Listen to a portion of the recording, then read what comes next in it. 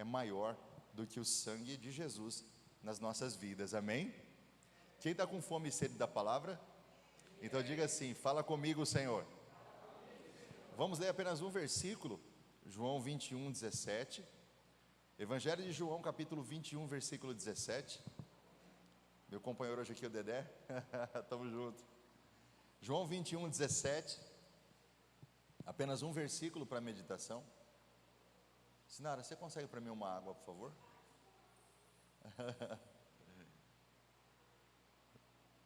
João 21, 17. Quem achar, fique em pé para eu saber que você já achou. Depois a gente senta novamente. Só para saber que você já achou e também em reverência à palavra santa do Senhor. João 21, 17.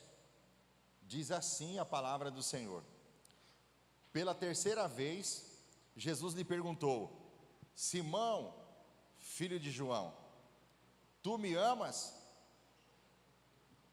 Pedro entristeceu-se por ter lhe dito pela terceira vez: tu me amas? E respondeu-lhe: Senhor, tu sabes todas as coisas, tu sabes que eu te amo. E Jesus lhe disse: o que Jesus disse? Obrigado, minha guerreira. Vamos lá todo mundo, o que Jesus disse? É difícil de falar? Não, dá para falar? Apacenta minhas ovelhas. O que Jesus disse? Quem pode dizer amém pela palavra do Senhor? Coloca a mão no teu coração. Pai, a palavra é tua, a igreja é tua, eu sou apenas o teu instrumento. Eu peço ao Senhor que fale ao coração da tua igreja, de uma forma que todos possam receber e possam se alimentar. Abençoe nossa vida, a nossa casa, nossa família. Enquanto estamos aqui, cuida da nossa casa, proteja o local do culto e fala conosco de uma forma que gere transformação. É a oração que eu te faço nesta noite, em nome de Jesus, amém. Pode se assentar. Preste bem atenção, não é a primeira vez que Jesus se encontra com os discípulos no mar da Galileia e ali começa a ensinar-lhes. Não é a primeira vez que Jesus diz a eles lançarem as redes ao mar, porque eles passaram a noite toda pescando e não pegaram nada. Não é a primeira vez, você vai se lembrar. O primeiro encontro de Jesus com Pedro e com alguns dos discípulos foi assim. Eles pescaram a noite toda, não pegaram nada, e Jesus se aproxima deles, orienta eles a lançarem a rede, e eles pegam muitos peixes. Então Jesus chama aos seus discípulos, especialmente ali Pedro, para ser pescador de homens e não mais de peixes. Não é a primeira vez. Jesus aparece aqui nesse capítulo 21 de João para os seus discípulos, e que passaram a noite toda pescando, não pegaram nada. Ordena que lancem as redes. Eles puxam as redes, elas vêm cheias de grandes peixes, 153 grandes peixes. Pedro ficou impressionado com a quantidade e o tamanho dos peixes, e a rede, ou as redes, não se arrebentavam e nem o barco afundava. Ele ficou muito impressionado. O texto diz que ele estava nu quando isso aconteceu. Precisaram da ajuda de outros barcos para carregar os peixes que representavam ali na vida dos discípulos uma bênção que eles passaram a noite toda lutando por ela e que não conseguiram com seus próprios esforços, mas que bastou uma palavra de Jesus para que a bênção acontecesse. E eu quero aqui aproveitar, abrir um parênteses nessa mensagem e já declarar na tua vida desde o início da pregação, que aquilo que você está orando de madrugada, a noite toda, há muitos anos, e você não tem visto acontecer na sua vida, começa a se preparar as suas redes, porque está chegando um tempo de Deus na sua vida, em que as redes vazias da sua casa vão se encher de grandes peixes, que foram liberados pela boca do Cristo, o nosso Salvador. Quem aceita essa palavra na sua vida aqui? Quem aceita essa palavra? Diga assim: é tempo de redes cheias na minha vida. Eu sei, há tempos em que nós lançamos as redes e não pegamos nada. Há tempos em que passamos a noite toda e não pegamos nada.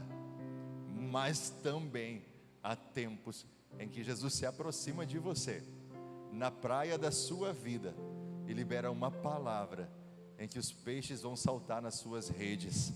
Aquilo que você está lutando para conquistar, por uma palavra de Deus, as coisas vão acontecer sem você precisar lutar, porque você vai ver o favor de Deus na sua vida. Quem aqui precisa do favor de Deus na sua vida? O favor de Deus representa exatamente isso. Quando você não demanda esforço, simplesmente Deus faz acontecer na sua vida. Quem crê que Ele é o Deus que faz acontecer na nossa vida? Quem crê que Ele pode fazer acontecer na sua vida hoje, nesse tempo? Quem crê que ainda dá tempo esse ano? Quem crê que dá tempo esse ano? Eu creio nisso em nome de Jesus. Não é a primeira vez. Não é a primeira vez que Jesus aparece na beira da praia. Não é a primeira vez que Jesus manda eles lançarem as redes. Não é a primeira vez que Jesus está na beira da praia esperando eles com alimento. Não é a primeira vez que Jesus acende uma fogueira. Ou melhor, não é a primeira vez que tem uma fogueira acesa diante dos discípulos. E lógico, o texto dá destaque a Pedro, porque não é a primeira vez que tem uma fogueira acesa diante dele. Não é a primeira vez que Pedro tem que confessar alguma coisa 3 vezes diante da fogueira. Basta você se lembrar de João 13, quando Jesus diz que está chegando o tempo dele, e Pedro diz assim: ó Senhor, eu jamais te deixarei, nem que eu tenha que morrer contigo. E Jesus disse: você vai me negar, e vai me negar 3 vezes antes do galo cantar. Então não é a primeira vez que Pedro está diante de uma fogueira, como foi naquele dia da crucificação, em que ele estava diante da fogueira, e uma mulher disse para ele: ei, você também é um deles, não é?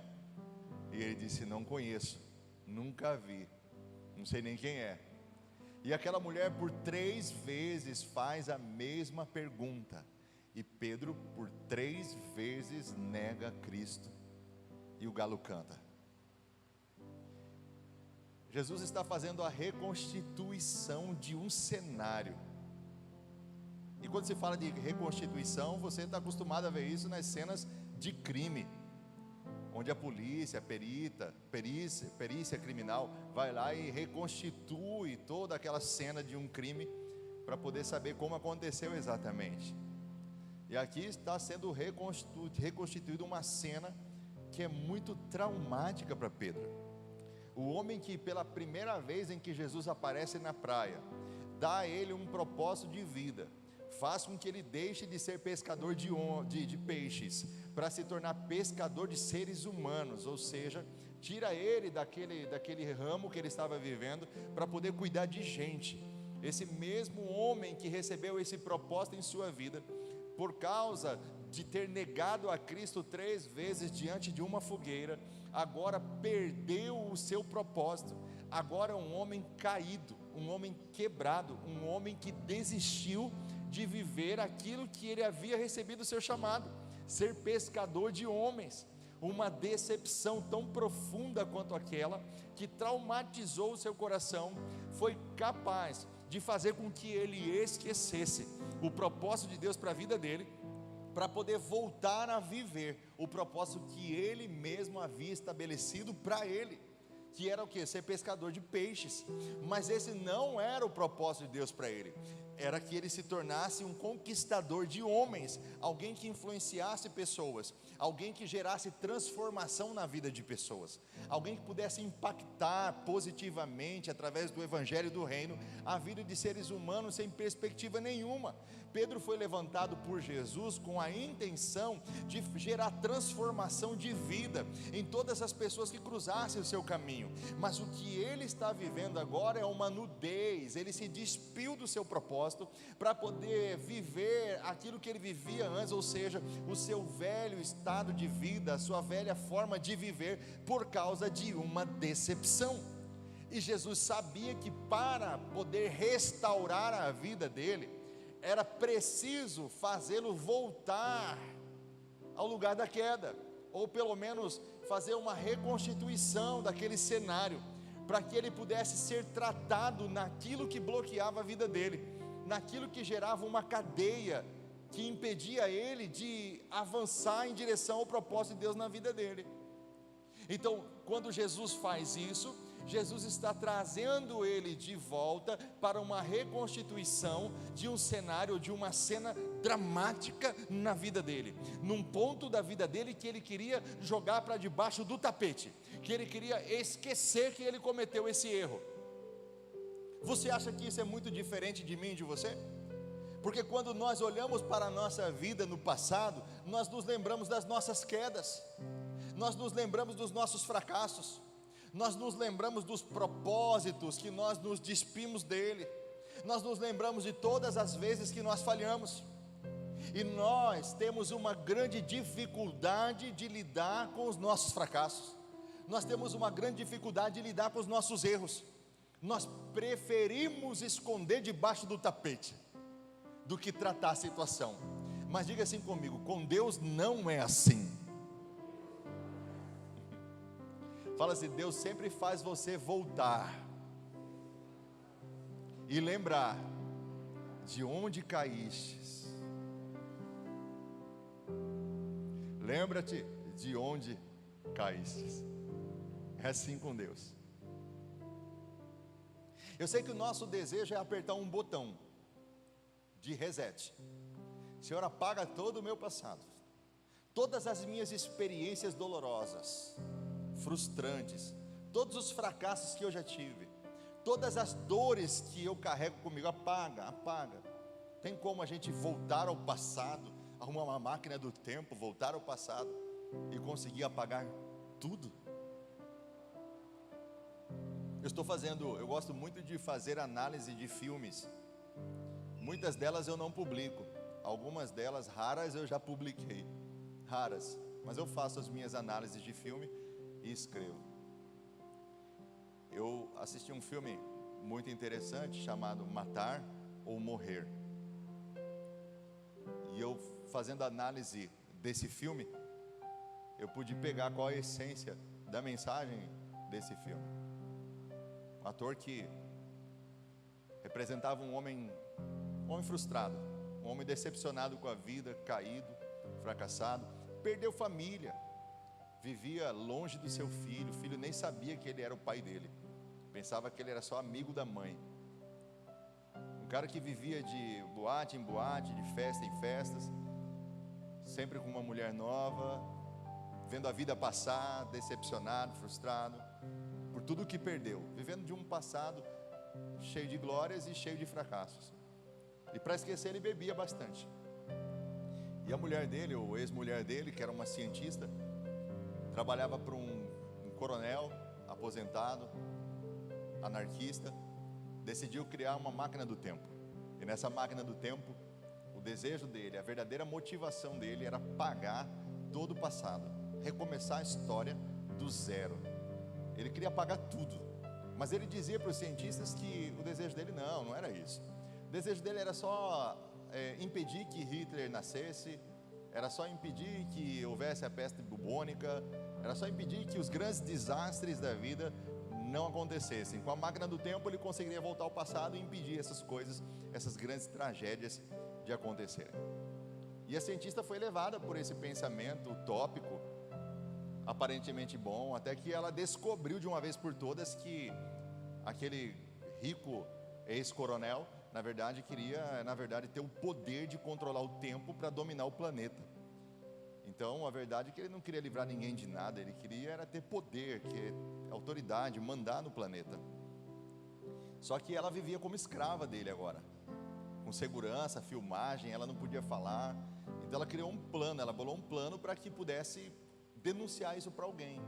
E ela ia usar o seu ex-marido para isso, porque apesar da vida torta dele, apesar dela ter excluído ele da vida dela e do filho, porque ele tinha uma vida muito torta, ela se lembrou de quem ele era no passado, que ele era uma pessoa boa, determinada. Ela lembrou das qualidades dele, então ela decidiu envolvê-lo nisso, e trouxe ele para perto, e em códigos passou para ele o que estava acontecendo. Ele, lógico, não entendeu nada, mas o que ela fez? Ela não apenas passou isso através de um livro, ela colocou ele dentro da máquina do tempo e fez ele viver um loop de tempo. Ou seja, ele acordava todos os dias, naquele mesmo horário, sempre a vida voltava para ele, sempre, naquele mesmo dia, não importa o que acontecia aquele dia, ele estava num looping temporal, e ele sempre voltava para aquele mesmo dia, sempre.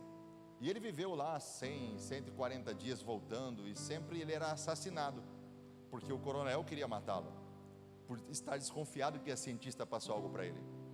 Sempre ele era assassinado. Então ele ficou curioso em saber por que eles querem me matar. Ele descobriu que era o coronel que queria matá-lo. Então ele falou: está envolvido com a minha ex-mulher. Então ele foi pesquisar a respeito da ex-mulher e descobriu que naquele dia ela foi assassinada. Então ele quis salvá-la, quis salvar o seu filho. Para que ele pudesse fazer isso, ele ia ter que tratar com alguns problemas que ele tinha, algumas decepções e frustrações. Teve que restaurar o relacionamento com o filho, teve que restaurar o relacionamento com a ex-esposa, quando ele voltava para o passado e encontrava com ela ainda viva. Então ele restaurava o relacionamento, ele foi se tornando uma pessoa melhor. Quando ele conversa com esse coronel, o coronel diz que vai destruir tudo, e ele diz: não, não precisa destruir tudo. O que nós precisamos é aprender com os erros do passado. É lógico, o filme está fazendo uma visão crítica a respeito da política mundial, entre esquerda e direita. O coronel representa a esquerda, anarquista que quer destruir tudo e tomar o poder. E esse rapaz representa um conservadorismo que diz: não precisa destruir tudo, existem coisas boas, não foram só coisas erradas. Nós aprendemos com o que aconteceu na Segunda Guerra Mundial, aprendemos o que aconteceu com a Primeira Guerra Mundial. Eu não posso destruir tudo porque eu tenho filho, eu amo meu filho. Eu não posso permitir que você venha e apague ele da história. Eu não posso permitir que você apague tudo também de bom que existe. Então vira essa briga entre os dois, até que no fim ele consegue derrotar o coronel. Então ele entra na máquina para poder voltar ao tempo e nunca mais ter esse looping, ou seja, deixar com que o espaço-tempo contínuo continue, mas com a humanidade aprendendo com os erros do passado. Além da questão política, é muito importante você perceber que a mensagem do filme está dizendo assim: será que se nós, eu e você, tivéssemos realmente o poder de apertar um botão e apagar a nossa história, será que nós faríamos isso? A crítica do filme é: com certeza faríamos. São poucas pessoas que estão dispostas a lidarem com o seu passado, seja um passado de glória, seja um passado de quedas, de fracassos, de vergonha. São poucas pessoas que estão dispostas a aprender com o seu passado, aprender com o seu erro. E o que nós aprendemos é que a nossa vida é uma construção. Você está em construção, e você precisa entender que tudo o que aconteceu de errado na sua vida, como também todas as coisas que aconteceram de boas na sua vida, fazem parte da sua história e dizem quem você é. Você só é uma pessoa mais sábia hoje porque você no passado errou, porque no passado você caiu, porque você aprendeu com os erros do passado, e é por isso que você tem consigo uma sabedoria que outras pessoas não têm. E essa mesma sabedoria você vai transmitir aos seus filhos, aos filhos dos seus filhos, e de geração em geração nós vamos aprendendo com os nossos fracassos, com os nossos erros. E eu sei que o seu desejo, e muitas vezes o meu também foi assim, era de ter um botão que eu apertasse e dissesse assim: apague aquilo, apague, eu não quero que aquilo tenha existido na minha história. Mas não é assim que acontecem as coisas. Não é assim com Deus. Deus está sempre convidando a gente a lembrarmos de onde nós caímos, de sempre voltar ao lugar do primeiro amor, de haver uma restauração. Deus está sempre reconstituindo cenários na nossa vida. Deus é aquele que faz com que a gente repete de ano. Nós precisamos passar de novo por aqueles anos que nós reprovamos, porque aí nós vamos aprender aquilo que nós não aprendemos. Não adianta apertar um botão de reset. Acabou a quinta série, eu reprovei na quinta série, e como eu queria apagar a quinta série da minha vida, aquilo para mim era uma coisa negativa demais, e eu chorei bastante, eu apanhei dos meus pais, porque eu reprovei na quinta série. Mas quando virou o ano e ia começar as aulas, eu coloquei no meu coração que aquela história não iria se repetir, que o meu quinto ano seria o melhor quinto ano que eu poderia fazer. Irmãos, a minha nota depois disso nunca ficou abaixo de 8, nunca ficou abaixo de 8. Sabe por quê? Porque eu decidi aprender com o passado que me torturava, que me machucava e que me envergonhava. As pessoas riam de mim, os meus colegas diziam assim: você reprovou, olha lá, é burro. E eu falei assim: nunca mais ninguém vai me chamar de burro. Eu vou provar que eu posso tirar nota boa e eu não vou reprovar mais na quinta série. E na quinta série eu me tornei um dos melhores alunos da sala, porque eu decidi aprender com os meus erros. E é assim na vida espiritual. Eu sei que você carrega consigo experiências traumáticas, marcantes, cicatrizes que doem só de você lembrar. E jogar para debaixo do tapete ou apertar um botão de reset não resolve o problema. Se você não aprender que com Deus, cada tijolo do nosso passado, que vai construir a nossa vida, o nosso propósito, vale, seja ele bom, seja ele ruim, seja ele de sucesso, seja ele de fracasso, seja ele de alegria, de tristeza, de dor ou de prazer, cada um desses tijolos é que constroem quem você é hoje. E é porque você passou por tudo isso, é que você está hoje disponível a Deus para ser usado como instrumento nessa geração. Deus está reconstituindo cenários na sua vida. Quem sabe até você tem dito assim: Senhor, porque isso está acontecendo de novo na minha vida, porque essas coisas sempre acontecem comigo, é porque Deus está reconstituindo o cenário, e está dizendo assim: eu não quero mais que você reprove nisso. Eu poderia deixar você passar batido, fingir que você não passou por isso, mas não, você precisa voltar ao lugar do primeiro amor, você precisa voltar da onde o lugar que você caiu, para você acertar dessa vez e fazer tudo certo, porque quando você fazer tudo certo, eu vou pedir para você apacentar as minhas ovelhas, ou seja, eu vou pedir para você viver o propósito que eu tenho para você. E por mais doloroso que seja, por mais que as lembranças sejam traumáticas, por mais que doa no seu coração, tudo o que você passou, desde um abuso físico, um abuso emocional, uma falência financeira, uma decepção amorosa, tudo isso, todas as coisas contribuem para o bem daqueles que amam a Deus e que são chamados segundo o seu propósito. Há um propósito de Deus para a sua vida, e até mesmo as coisas erradas que aconteceram vão ajudar você a cumprir o seu chamado. Quem aceita essa palavra nessa noite? Nada acontece por acaso, tudo tem um propósito, e Deus permitiu que você passasse para você vencer, e vencendo, Ele tem algo muito grande para entregar nas suas mãos. Quem aceita essa palavra aqui nessa noite? Vocês não estão com medo dessa palavra não, né, gente? Vocês estão com o olhão assim desse tamanho, gente, me ajuda aí. Estou ficando com medo de vocês. Então, ó, deixa eu falar mais um pouquinho aqui. Guarda essa frase no seu coração. Você nunca conseguirá viver o seu propósito, o seu ministério, sem que primeiro você trate suas feridas. Quem está pegando aí? Você nunca conseguirá viver o seu ministério sem que primeiro você trate as suas feridas. Exemplo, uma ferida que eu tinha quando eu descobri: rejeição. Onde é que você acha que eu sou mais atacado ministerialmente? Rejeição. Ah, não gosto desse pastor. Passa do meu lado, nem dá a paz do Senhor. Não cumprimenta. Não cumprimenta a minha família. Não dá moral, quer nem saber. Eu faço um convite, você não vem. Nem responde. Está se lixando. Está batendo aonde em mim, irmãos? Num trauma do passado. Rejeição. Se eu não tivesse curado hoje, como eu ia reagir? Lógico, curado, a minha reação é diferente.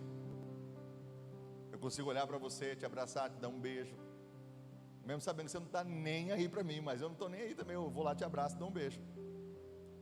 Mas no passado, quando eu era rejeitado ao extremo, aquela síndrome, você acha que eu conseguiria fazer isso? Eu passaria por você e nem olhava na sua cara. Tipo assim, ah é? Então vamos ver quem vai rejeitar quem. Era assim. Diga assim, quem é curado, cura. Quem é ferido, fere. Então olha o que eu estou dizendo para você. Você nunca conseguirá exercer o seu propósito de vida sem que primeiro haja uma reconstituição das cenas traumáticas da sua vida. Eu sei que esconder debaixo do tapete foi sua primeira opção, mas eu posso te afirmar, enquanto você encobrir, os seus ossos vão se apodrecer. Você nunca vai prosperar. Eu posso te afirmar, se você hoje está brigado com seu pai, com a sua mãe, com seus irmãos, você não vai prosperar. Você não vai avançar no seu ministério. Entenda, a prosperidade que eu estou dizendo não é dinheiro, entendeu? Não é só dinheiro. Quando eu falo prosperidade, por favor, não me interprete como teologia da prosperidade, amém? Prosperidade significa saúde, paz e prosperidade financeira também. Isso é prosperidade, literalmente, é shalom. Então, gente, eu estou dizendo prosperar no sentido ministerial. Ganhar almas, conquistar vidas, amar pessoas, perdoar pessoas, ter misericórdia. Tudo isso para mim é prosperar. Na minha cabeça, na minha teologia, tudo isso é prosperar. Então não confunda quando eu falo prosperar, dinheiro, tá bom? Amém? Só estou abrindo um parênteses aqui para vocês. Você nunca conseguirá exercer seu ministério, seu propósito de vida, seja ele qual for, sem que primeiro você seja tratado. Ei, você só é tratado no dia que o seu coração é transformado. Se o seu coração não passar por transformação, não houve conversão. Não houve um agir do Espírito Santo no sentido de você permitir que ele convertesse você. Na verdade é você que se converte, é lógico, mas você acabou não se permitindo converter.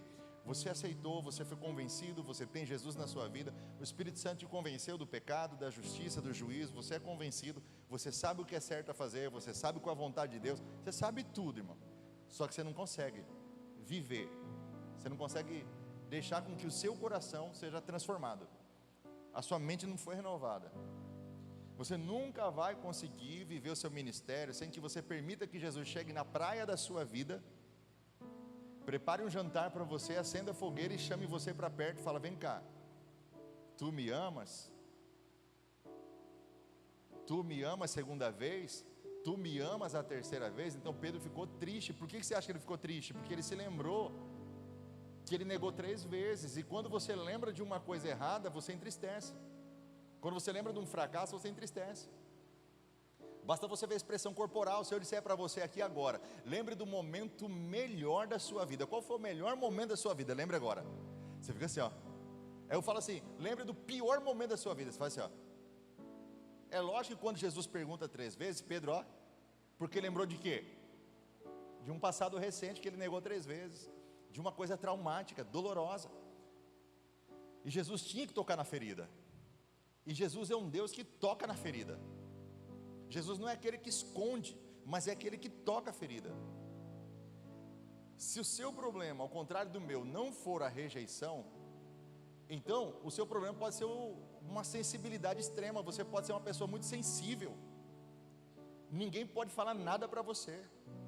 Você não gosta de ser contrariado. É sensibilidade extrema. Pode ter certeza, se você quiser viver o seu ministério, o diabo sabe onde atacar você. E ele vai atacar você na sensibilidade. Se alguém falar alguma coisa para você, se olhar para uma forma diferente para você, você vai sentir. e aquilo vai fazer você querer voltar a pescar. Aquilo vai querer fazer você desistir do propósito que Deus deu para você. Porque se você tem como ponto fraco e precisa ser tratado nisso por Jesus, ter o seu coração transformado nisso por Jesus, no vitimismo, então pode ter absoluta certeza, tanto as pessoas à sua volta quanto o inimigo elas vão te atacar no vitimismo, elas vão pegar você no ponto fraco, e se você não for curado nisso, você nunca vai conseguir viver isso, porque há pessoas que se transformaram em frequentadoras de igreja, elas só frequentam, porque elas estão como Pedro, voltando a pescar, decepcionadas, porque não se permitiram ter o coração transformado naquilo que precisava ser, não se permitiram ser tratadas e curadas naquilo que precisava ser. Elas nunca disseram: Senhor, me cura, trata-me, pode sarar a mim, eu sei que vai doer no começo, mas eu quero ser sarado de uma vez por todas. Eu sei qual é o ponto, eu sei qual é o trauma, eu sei. Talvez você foi abusada quando era pequena, e por causa disso você criou um distanciamento dos homens, e você pensa que todos os homens não prestam. Que sabe, você se casou, mas seu casamento não vai bem por causa disso. Ou você não se casou porque você tem medo de casar com alguém e ver na figura daquele marido o abusador. Então você se afasta de um relacionamento achando que todos os homens são iguais. E lógico, isso também vale para as mulheres, porque há homens também que foram abusados por mulheres, amigas, vizinhas dos seus pais, tias. Quantos homens eu conheço que passaram pelo mesmo processo? Quantas pessoas estão decepcionadas no seu propósito de vida, voltaram a pescar, estão despidas do seu propósito, estão precisando reviver o cenário novamente, estão precisando encarar de frente as suas feridas, as suas dores, estão precisando lembrar de onde caíram, estão precisando voltar para o lugar do primeiro amor e serem tratadas naquele caso, naquela situação que elas foram machucadas, que elas foram feridas. São travas, são cadeias emocionais e espirituais que estão bloqueando e impedindo muitas vezes você de avançar no seu ministério. Você já era para estar sendo usado por Deus há muito tempo, de uma forma muito maior do que você está sendo. Já era para você ter impactado a vida de muita gente, muito mais do que você já impactou até agora, e você não sabe o porquê de que você ainda não conseguiu viver a plenitude daquilo que Deus te chamou para viver, porque você vem carregando consigo feridas emocionais que você decidiu colocar debaixo do tapete, feridas espirituais que você decidiu esconder, e não decidiu tratar, e não decidiu ser tratado nisso. Então eu quero dizer para você o seguinte, que Pedro depois disso se tornou um gigante da fé. Ele só se tornou um gigante da fé a partir do momento em que ele se permitiu ser tratado por Jesus, e ele se tornou um grande homem de Deus, um grande expoente do Evangelho, um grande expoente da vontade de Deus, aqui na terra entre os homens, porque ele se permitiu ser tocado, aonde mais doía na vida dele. E quem sabe você chegou aqui nesta noite, trazendo os seus esparadrapos, suas cicatrizes, seus sangramentos, suas feridas. Você vem carregando isso no seu corpo a cada domingo, a cada culto, e você não tem visto uma transformação que você gostaria que houvesse na sua vida, na sua casa, na sua família, no seu ministério, e você não sabe por quê. Mas eu quero te dizer nesta noite, se você quiser ser um gigante da fé, uma gigante da fé, você precisa deixar Jesus achar o lugar da ferida e tocar na ferida e falar com você. Nesta noite eu declaro sobre esta igreja, sobre as igrejas brasileiras, sobre a nossa nação, nós somos uma igreja ensinável. Jesus pode sim tocar na nossa ferida, Jesus pode sim nos repreender. Nesta noite eu declaro que Cristo está restaurando o ministério de muita gente aqui, simplesmente porque Ele está recriando o cenário, para trazer cura sobre a sua vida, e um grande avivamento virá sobre a nossa vida, a partir do momento em que nós deixarmos Jesus, que está batendo a porta, entrar e cear com a gente. Quem nessa noite aqui quer deixar Jesus cear com você e tratar você e curar você? Ministérios estão sendo restaurados. Você nunca mais será apenas um simples frequentador ou frequentadora de igreja. Você será a própria igreja de Cristo aqui na terra, que vai fazer a diferença na vida de muita gente. Deus depositou em você o Espírito Santo, e você é um instrumento vivo nessa geração. Eu ainda vou ver Deus usando a sua vida de uma forma que nem eu mesmo e nem você imaginava. Eu ainda verei você ultrapassando fronteiras. Eu ainda verei você tendo que se despedir da sua família para dizer: pai, mãe, eu estou indo fazer a vontade de Deus. Eu ainda vou ver Deus usando você como uma flecha na mão do arqueiro. Eu ainda vou ver Deus depositando sobre você uma unção tão poderosa que os demônios vão cair diante de você a metros de distância. Eu ainda vou ver você sendo usado como instrumento de cura na vida de pessoas, vendo você, mulher, como instrumento na vida de outras mulheres. Eu ainda verei você que muitas vezes é amargurada, fechado no seu canto, recluso emocionalmente, não se envolve. Ainda vou ver você uma pessoa aberta na presença de Deus e dizendo: venham, eu vou mostrar para vocês o meu Cristo, o meu Jesus. Eu ainda vou ver você tendo o seu coração completamente transformado de quedas, de fracassos, de dores, de traumas. A cura de Deus está aqui nessa noite, e Ele está recriando cenários na sua vida em que você sofreu grandes decepções, fracassos, traumas, coisas que são até vergonhosas de dizer, de falar. Ele vai curar você aqui nessa noite. Você não pode sair daqui sangrando, você não pode sair daqui ferido, você não pode sair daqui com seu coração não sendo transformado. Eu creio que a boa mão do Senhor está conosco aqui nessa noite. Eu creio que Ele está batendo a sua porta, e eu creio que Ele está dizendo para você: lembra-te de onde caístes, porque o justo pode cair até 7 vezes, mas de todas eu o levantarei. Oh, aleluia! Você vai deixar de ser um ferido para ser um curado. Amém? Você está com uma pessoa muito amada, diga para essa pessoa: você será um curado. Diga isso para ela: você será um curado, sarado. Lança as redes. Ei, já vi essa cena antes. Do outro lado, espera aí. Ei, discípulos, eu não estou conhecendo quem está ali na beira da praia, não. Lógico, Jesus tinha ressuscitado. Jesus ressuscita num corpo glorificado. Eles não reconhecem Jesus, mas o que eles reconhecem é o modus operandi, a forma de fazer. Lance a rede do outro lado. Fico imaginando Pedro: peraí, você se lembra quem já fez isso com a gente? E ele vai lá e joga a rede e puxa. Pedro nu, correndo, ele vai correndo, não, nadando. Ele vai para a beira da praia, ele nem espera o barco, ele vai para a beira da praia. Quando chega lá, Jesus convida eles para jantar. O peixe já estava pronto. Jesus não precisou do peixe deles, Jesus já tinha um peixe pronto. Oferece a janta para eles. E Jesus não fala com Pedro sobre esse assunto antes do jantar, nem durante, só depois. Me faz lembrar que a palavra diz isso, né? Ele é aquele que não apaga a torcida que fumega e nem esmaga a cana quebrada.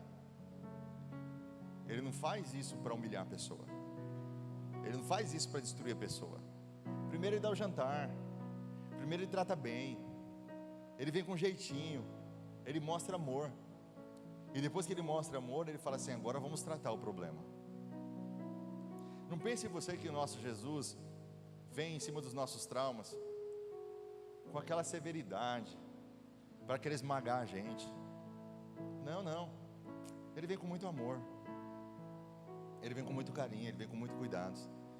Ele te oferece um peixe, ele te oferece um pão, e diz assim: está satisfeito? Estou. Vamos tratar aquele problema agora? Fico imaginando Pedro baixando a cabeça, lógico, ele está negando 3 vezes. Lucas vai dizer que Jesus olhou nos olhos dele, o galo cantou. Imagina o trauma de Pedro, não pode ouvir um galo cantar.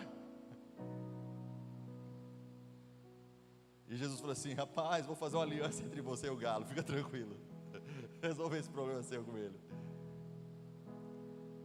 E agora Pedro está sendo restaurado. Você pensou em voltar a pescar? Você pensou em ser apenas um frequentador, uma frequentadora em algum momento da sua vida? Eu sou culpado, eu já. Muitas vezes. Os traumas me levaram a isso. Eu também sou culpado, tentei esconder. Debaixinho do tapete assim, gente, ó. Debaixo. Esconder, fingir que nada aconteceu. Mas não. Esse não é tempo de empurrarmos a poeira debaixo do tapete, escondermos as nossas feridas. É tempo de tratar.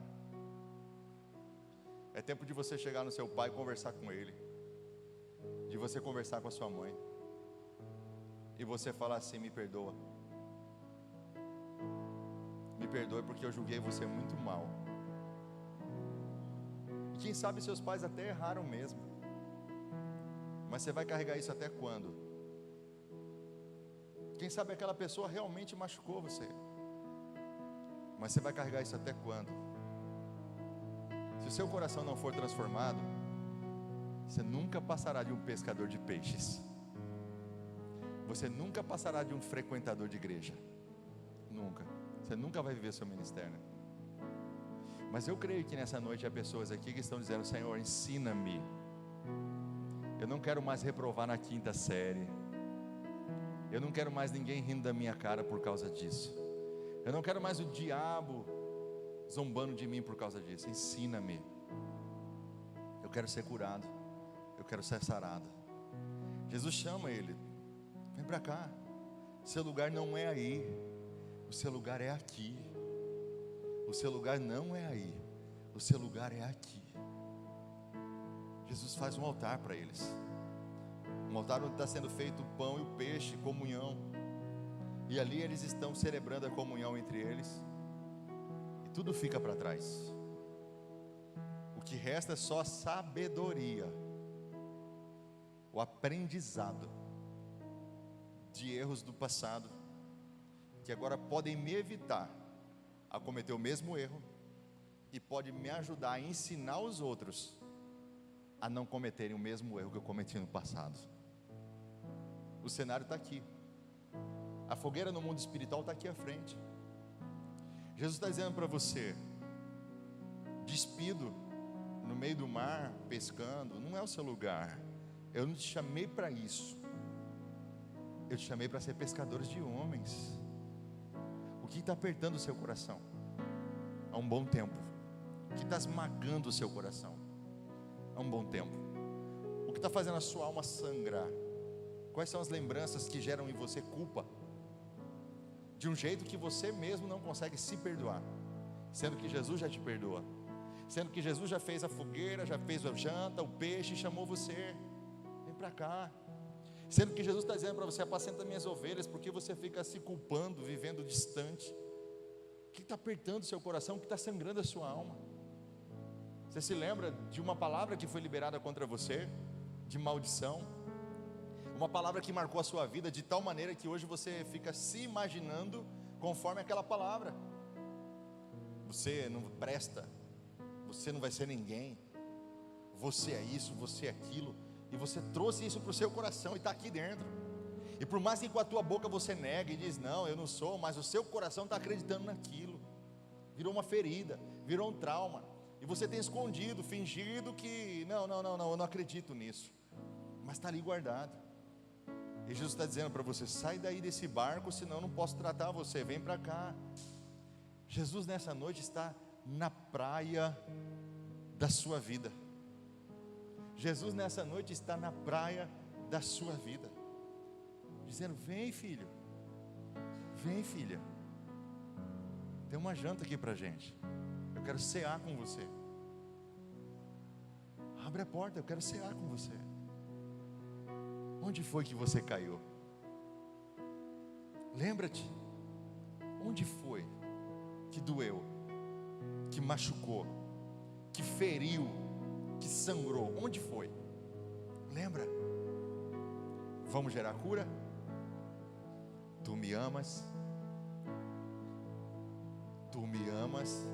Opa, se perguntar 3 vezes, está parecendo aquela vez que eu neguei. Tu me amas? Então Pedro se entristeceu. Mas Jesus disse: apacenta minhas ovelhas. E Pedro voltou a se alegrar. Apesar das feridas, ele não desistiu de você. Fique em pé em nome de Jesus. Fique em pé. Fique em pé em nome de Jesus.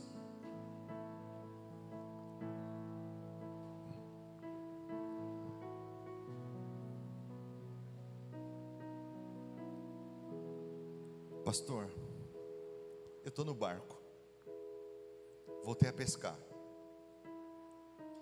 e essa palavra de alguma forma falou comigo. Não é esse o meu propósito. O meu propósito é ser pescador de homens, é fazer a vontade de Deus. Então é com você que eu estou falando nessa noite. É você que eu gostaria de convidar para vir aqui à frente. Assim como Pedro naquele dia foi nadando e se aproximando de Jesus, se aproximando. Imagina o que passava na cabeça de Pedro. Eu estou indo na direção dele, eu sei que é ele, e eu traí ele, eu fracassei com ele, eu errei. Mas Pedro não parou de ir, ele foi. Você já pensou se Pedro não fosse? Não haveria tratamento, não haveria cura. Não precisa, eu quero agradecer o louvor. Não vai precisar o louvor? Obrigado, obrigado, gente bonita. Obrigado pela iniciativa, tá? Façam sempre assim, tá bom? Sempre assim.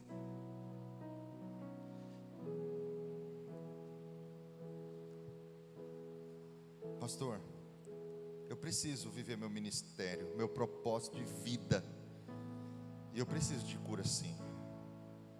Sai do teu lugar, vem aqui à frente por gentileza. Eu não quero ficar demorando muito para pedir para você vir, mas eu queria que você nesse momento imaginasse que Deus está recriando um cenário para você aqui na frente, de uma situação que aconteceu na tua vida, que Ele quer restaurar você nesta noite. Então se você puder vir por gentileza. Olha, eu já está vendo gente aqui, ó, já tem gente ajoelhada aqui, gente. Já tem gente se prostrando aqui na frente. Já tem gente aqui chorando aqui na frente, dizendo: Senhor, trata-me, transforma o meu coração, muda meu caráter, trabalha na minha vida. Ó, já tem gente aqui, gente, se prostrando na presença do Senhor. Você vai ficar aí resistindo? Faça como Pedro, que foi, nem que for nadando. Ele foi nadando na presença dele, e se aproximou dele, e se prostrou diante dele. Sai desse barco, vem para a praia que Jesus está esperando você. Sai desse barco, vem para a praia que Jesus está esperando você. Ele está esperando você. Oh, Ele está esperando por você. Ele está chamando você.